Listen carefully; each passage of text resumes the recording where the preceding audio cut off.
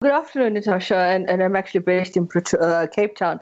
I think it's quite interesting that you see the way in which the whole issue has moved with expediency from the initial emergence and the initiation of the AFU to the initial to the actual unveiling of the two documents around the Gupta linked companies, and now, of course, the investigation into the question of the dairy farm in the Free State, and of course, this morning, the raid on the office of the Premier of the Free State. Obviously, this indicates that there's a lot that's happening that needs to move in terms of litigation, in terms of a parallel event that's taking place with regard to the state capture affair. And that in itself shows that the Commission of Inquiry now has its terms of reference. And so we're seeing concurrent issues taking place. The whole investigation into the dairy farm, the question of the so-called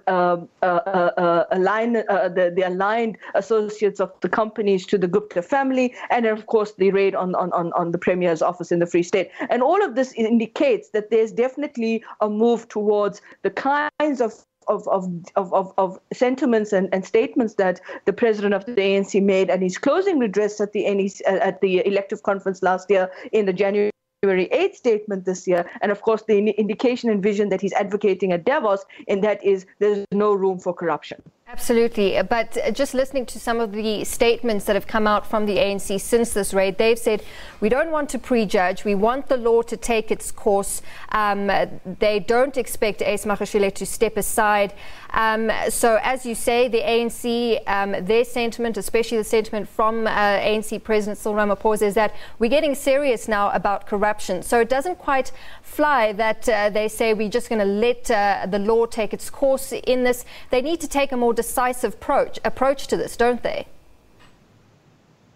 Well, I think the fact of the matter is that they're bringing the rule of law back into the mainstream. All right, we have to cut that there. We've got quite a bad line. That Skype interview to Sanusha Naidu is in Cape Town.